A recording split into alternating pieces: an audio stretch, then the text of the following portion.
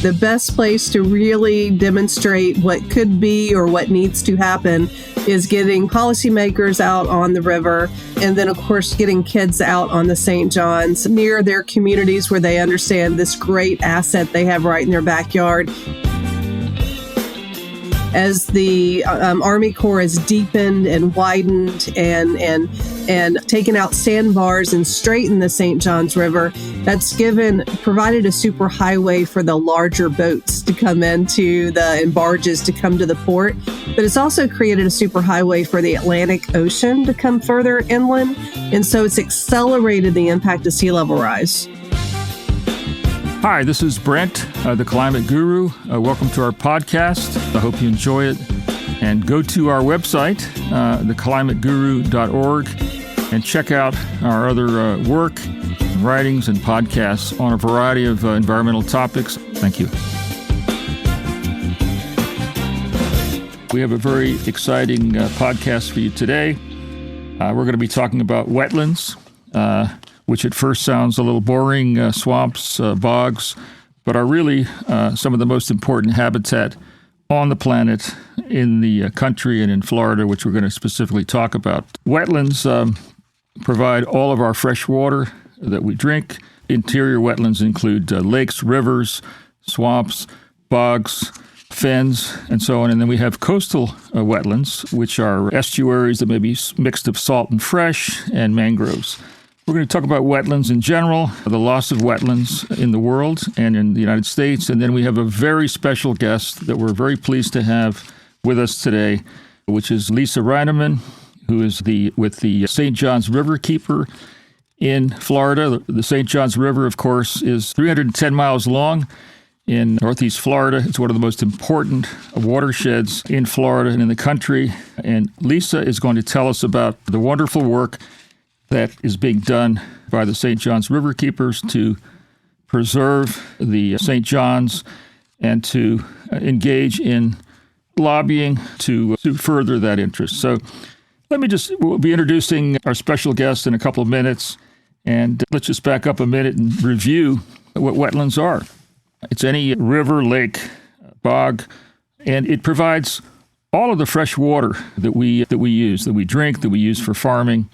There's coastal wetlands, which may be salt and fresh water, marshes, and then inland wetlands, which are most of the wetlands in the world, which are marshes, swamps, bogs, and so on. All the wetlands in the world combined are bigger in size than Canada. That's how huge they are. North America holds 27% of the world's wetlands. Wetlands are so important to us, we forget as we developed the country in the 19th century and the 20th century. We saw them as a bother. What are wetlands? What are swamps? They're just a bother. They're in the way of farms. We want to drain them so we can build more farms. We want to drain them so we can expand the urban environment industry. And we've recently realized to understand how important they are, not only for human survival as a source of water and other important things, but really the most critical habitat for species in the world. 1/3 of endangered species in the planet live in wetlands. So we're going to get into that in a minute. So wetlands are remarkable. They filter toxins in the water we drink. If there's a big hurricane or storm, they buffer these huge storms and waves, especially coastal wetlands. They mitigate floods by absorbing excess rain and river overflow. Very important function is that they store vast amounts of carbon dioxide. Of course, the biggest greenhouse gas that's heating the planet. They store them in their roots and the soil beneath them. Wetlands cover 9% of the world's land, but remarkably store 35% of the world's base carbon. They're one of the most biologically productive ecosystems in the world. They're the beginning of the food web for many marine organisms, where they spawn and grow, and nurseries are critical, especially for commercial fishing and recreational fishing. They provide stopovers for flyways for all the birds that migrate in the different flyways in the United States and other continents. On the East Coast, where they fly and they come down from the Arctic and Canada, they are stopping zones where these migrating birds can rest and to replenish and to eat. For species of birds that are water birds, they are the most important habitat along the coast, and that includes turtles and manatees. And of course, for humans, they provide magnificent recreation and beauty. But wetlands are declining around the world. From 1970 to 2015, the inland and coastal wetlands have declined by 35%. That's an enormous percentage. We are losing wetlands at 3 times the rate of forests, which are also disappearing. In the United States, in the lower 48 states, in the last 200 years, we lost about half of our wetlands, 53%. Again, urban expansion, draining for farmland. And so more than half the original 220 million acres of wetlands in the continental United States have been destroyed or degraded or fragmented. Florida, a beautiful state where I grew up, and Lisa has spent most of her time, personally and professionally, has more wetlands than any state in the country. Florida had originally 20 million acres of wetlands.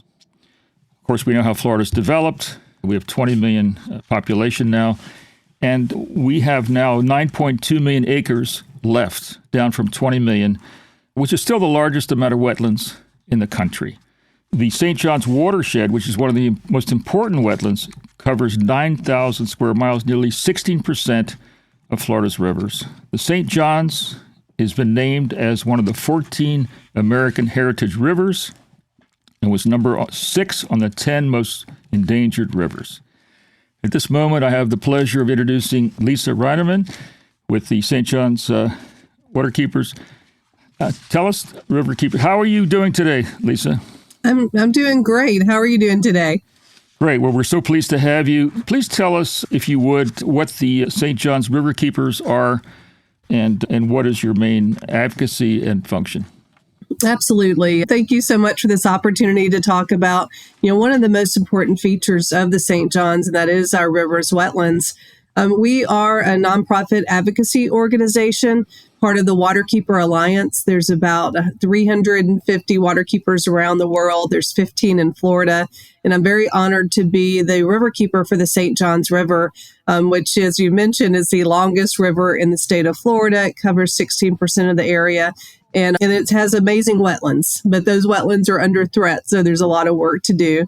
Our mission is to protect and defend and restore the St. John's. And so the work that we do as an advocacy watchdog group is to make sure we're doing everything we can to protect the natural systems of the St. John's River, including its wetlands, its springs, submerged grasses, and also to do everything we can do to stop pollution at its source, to make sure that our river is not impaired, which sadly it is.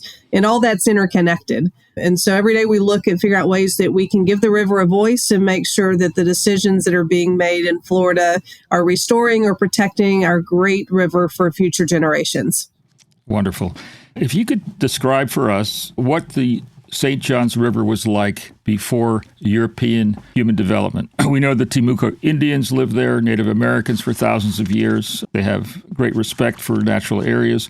But what was the natural course of the river in its natural state before human encroachment, the length of it, waters and the discharge? If you could describe that, please. Sure, absolutely. So it's a very slow, meandering river. If you haven't been to Florida, Florida is very flat. So the river it flows 310 miles, and it begins its northern flow from Indian River County. So it begins its 310-mile journey, and it only drops in elevation 27 feet. There's a ridge in the center of the state, and so there's no mountains, but we do have a ridge. And so as it drops that 27 feet, it spreads out into wetlands. Some people think of the River of Grass as the Everglades, but so is the St. John's. So it flows, there's channelized, braided systems. It's very easy to get lost in the headwaters. It's also known as the River of Lakes because when you have such a slow-moving river in a flat area, if the river can swell into a lake, she does so. In fact, the second largest lake in the state of Florida is Lake George, and that's actually part of the river. And then as it gets closer and about 100 miles inland, it becomes an estuary. And so it's very broad, and it's about average of 12 feet deep. Once you get closer to the mouth in Mayport, Florida, where it meets the Atlantic Ocean, the river's been dredged and straightened and widened, and the sandbars have been taken out. And so it doesn't look like it once did. But historically, if you would have come across the St. John's before man intervened, there were sandbars, there were oxbows, and it was on average about 12 feet deep, just teeming with, just an abundance of fish and blue crabs that attracted, many, many people, including the Timucuan Indians, like you mentioned. There's a very strong Gullah Geechee population that, feast on all the bounties of the river. And fortunately, even with all the changes, we still have a thriving seafood industry. Now, I understand that the St. John's actually flows from south to north. Yes. From the headwaters, which are springs and other rain and other sources, and makes it meander, dropping 1 inch per mile. The laziest river in the world drops 27 feet over 310 miles. It actually flows north. That's correct. Yeah. And wouldn't it be wonderful if we could go back hundreds of years, thousands of years to see the river in its natural state? And there are some sections of the river that it still looks like what, William Bartram, who was one of the first explorers, discovered back in the late 1700s. And so there are some in his travels, exactly. And so there are some pristine places you can visit, and we try to highlight those areas so people can go back in time and see what, how nature really intended for the river to be. So you take groups, adults, kids, schools, and I guess policymakers, and show them those parts of the St. John's which are still in a natural state or near a natural state to appreciate its beauty and what it provides biologically. Absolutely. Absolutely. The best place to really demonstrate what could be or what needs to happen is getting policymakers out on the river.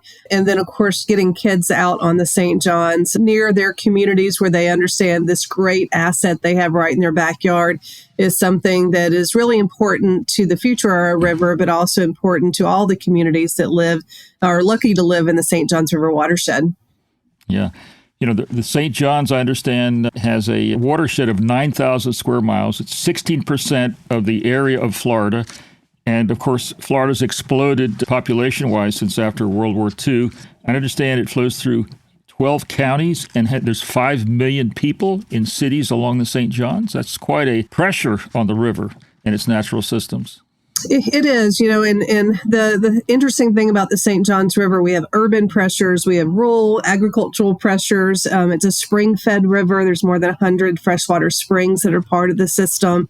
There are lakes, and so there's all sorts of unique threats to the different sections of the river that obviously combine to provide cumulative problems that we have to deal with. But there's also unique opportunities. Part of our river watershed's in Orlando. And so a lot of people don't think of that being part of the St. John's River system so far from the coast. And then being so flat, we are seeing sea level rise impacts very far inland when most people think of sea level rise as a coastal issue, where with the St. John's River, it's also an inland issue. So sea level rise we're facing all around the world in the country. The sea level has gone up an average of 7 inches in the last couple hundred years, according to the Intergovernmental Panel. Climate change, it may go up between 2 or 3 feet or much more in the next 100 years. Where is it being affected inland? How is sea level rise affecting the St. John's or its tributaries inland? Mm-hmm. And so in a couple different ways, with the manipulation of the 13 miles of the river right where it meets the mouth, as the Army Corps has deepened and widened and taken out sandbars and straightened the St. John's River, that's provided a super highway for the larger boats to come into and barges to come to the port. But it's also created a super highway for the Atlantic Ocean to come further inland. And so it's accelerated the impact of sea level rise. So while, sea level rise happens a little more slowly and gradually, the dredging of the river has doubled the tide range, meaning the Atlantic Ocean has so much tidal force, it's going twice as far inland. And so the two major impacts we're seeing are saltwater intrusion further inland. So that's literally burning submerged trees, submerged grasses, and wetlands and killing those, very important ecosystems, killing them all. And it's also increasing water levels. And so you see areas flooding more dramatically than expected, as well as water gets stacked up in the system since it's so flat. And when you have higher water, that can drown out wetlands and it can kill submerged grasses with these higher water levels. And so there's multiple impacts with it.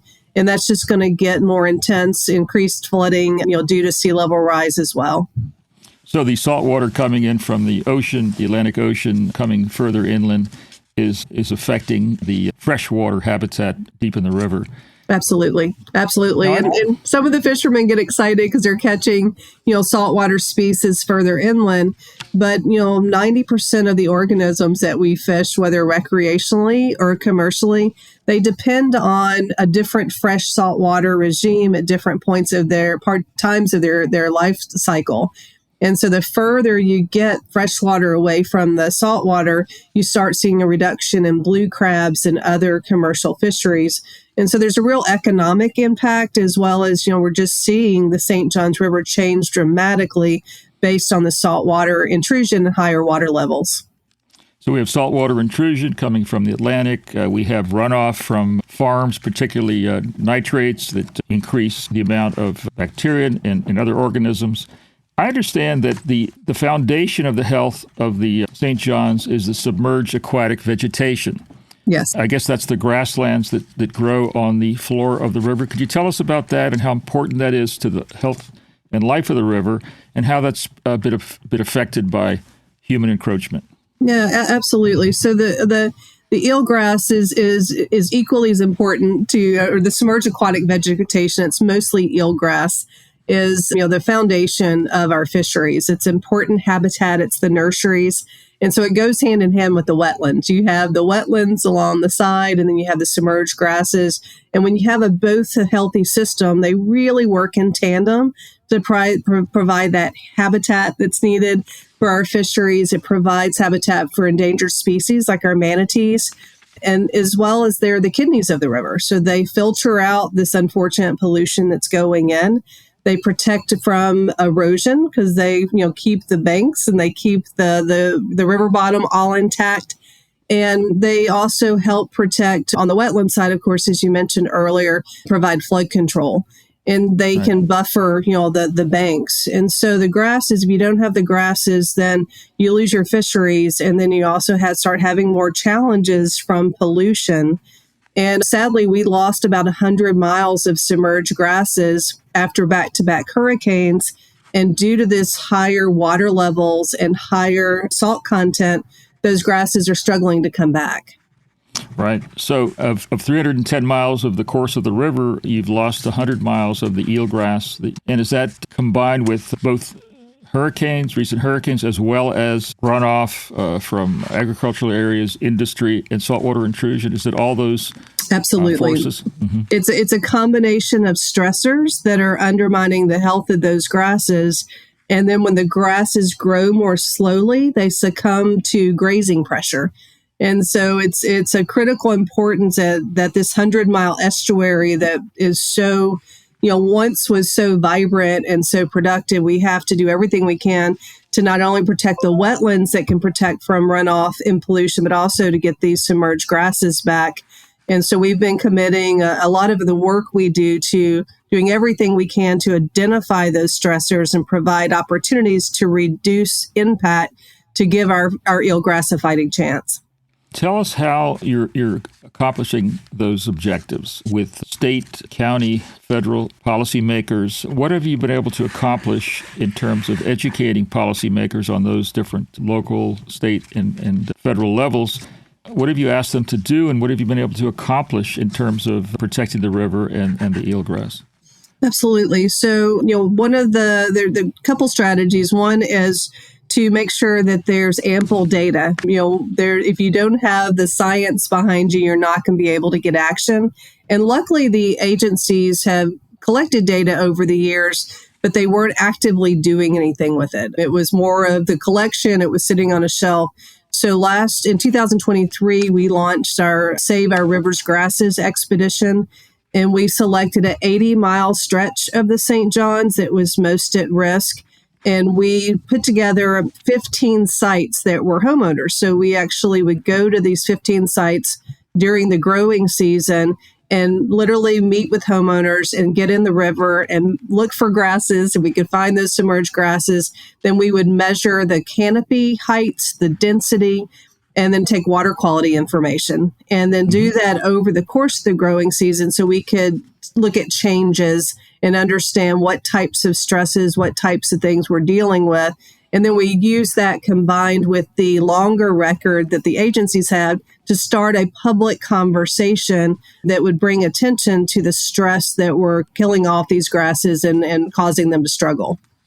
Right. So really, most recently, the last few years, you've added to the data that the public agencies, water management, and I guess others that have collected and updated those and engaged the public, homeowners and others. And have you also brought local elected officials or state elected officials or policymakers to understand what the recent data is and how much eelgrass is being lost and looking for solutions? Absolutely. So we do it in a couple ways. One is empower, the homeowners and residents and everyone along this section of river with the details in a conversational way so they could build the drumbeat of conversation out in the public. And then taking the detailed studies, to the elected officials where they could see, what's happening and then identify what can we do to reduce nutrient pollution runoff? What can we do to increase fresh water? How can we reduce grazing pressure and looking for not only the problems, but also what are those solutions that can happen now? What has been the reception and the reaction of some of the elected officials locally, counties and states and cities? Has it been a mixed bag? Some of them listen and care and come out on the river with you and look for solutions, working in hand with experts like your group, or is it, well, I got other things to attend to? I think it's always a mixed bag. There are a lot of challenges. However, we have been, since we're partnering with, residents in different counties, we're working with the agencies. We're also working, with bass anglers, with fishermen, to get the conversation. And so the fact that we're all working together and providing, real data has definitely given us an opportunity to join forces to talk to elected officials and open up some doors that may not have been open in the past. Wonderful. Now, there's been some legislatively, legally, there's been some setbacks and there's been some real gains in the last few years pertaining to preservation of wetlands. In May of 2023, the United States Supreme Court decision of Sackett versus EPA narrowed the definition of what wetlands are under the Clean Water Act. Before, anything that adjoined rivers, lakes, and bodies of water were wetlands, and a permit was required to drain or to change those systems. And now, according to the recent Supreme Court decision in 2023, that's not included. It has to be wetlands that actually flow. So that's been a big setback for all of us who wish to preserve wetlands. But I understand you've had a big success in the courts in 2023 with other environmental groups, Justice and others. Tell us how the problem that you faced with that, with the state and federal authorities over permitting of wetlands and how and the success that you were able to accomplish. Yeah, absolutely. In late 2020, the Environmental Protection Agency delegated their 404 wetlands permitting to the state of Florida. And while that may not sound that bad, it was at the request of the developers community. In fact, it was quoted the holy grail for developers because it would shorten the timeline for them to get dredge and fill permits to fill wetlands. And what was really more concerning from us from an environmental perspective, and of course from the river's perspective, is that we would lose federal protections. There were weaker rules. There were assumptions that were made in that permitting process. And it also helped politicize, the permitting process outside that federal structure. And so, fortunately for us, it was fast-tracked before the Trump administration was out of office. And there was procedural errors as well. What was a significant problem, it basically ignored the Endangered Species Act, and there was given a presumption that was not rooted in federal law. And so luckily we won in federal court, and the permitting program has gone back to the Army Corps under the EPA's authority. But we do expect the state of Florida to appeal. But I think that the facts are on our side, and so we were pleased to be in this position we are now, and pleased that that at this point that it is back in the federal hands as it should be. Right. I guess Florida was the only state in the country in which the regulation over wetlands permitting and draining went from federal agencies to the state of Florida, who really usurped or took over with the cooperation and agreement of Florida and the Trump administration permitting. And now, thank goodness, you were able to win the first battle of that war, where a federal judge said, no, it's got to go back to the federal agencies that are more protective than, let's say, friendly local administrative agencies who are more friendly to developers and so on. So congratulations on that. So you've accomplished a lot. You've raised consciousness. You're working closely with policymakers. Tell us how you first became involved personally in the St. John's and the Riverkeeper project, and how I understand you were one of the founding members of the Riverkeepers. So tell us how you got involved and what your passion and interest was. Yeah, well, I was actually one of the founding members of Waterkeepers Florida, which is a coalition of the 15 waterkeepers in the state of Florida that helped us give a state voice. But I was not a founding member of St. John's Riverkeeper. The St. John's Riverkeeper was actually founded in 1999 by a group of environmentalists and fishermen, both commercial and recreation, to give the river a voice. At the time, I had just moved to Jacksonville at that time, and one of the reasons I moved here was to be closer to the St. John's and the ocean and all of our springs. I'm from Arkansas, and it was a little too landlocked. I wanted to be closer to the water. And in 2005, there was a blue-green algae outbreak that we dubbed the Green Monster. It was just basically covered, miles and miles of the St. John's. And I realized at that point that we couldn't take our river for granted. I also worked for the local mayor at the time as a policy advocate. And we went to my predecessor at the time, the St. John's Riverkeeper, to determine what we needed to do as a local government. And he and I started working on state policy together. And I was part of St. John's Riverkeeper's water policy team. So I got involved as one that was really concerned about what was happening to our waterways, and realized that there are a lot of influences from local, state, and federal policy, and wanted to do everything I could to make sure that any policy decision, the river showed up to have a voice. As a volunteer. And when he retired in 2012, I had the opportunity to follow in his footsteps. Wonderful. Well, you're really an advocate so the river has a voice. And if the river has a voice with local residents, fishermen, homeowners, and local elected officials, that's the first step in taking the measures necessary to understand what's threatening the river and how to protect it. So congratulations on that. How would the listening public get more information about St. John's Riverkeeper or to volunteer for them? Yeah, we have it's stjohnsriverkeeper.org.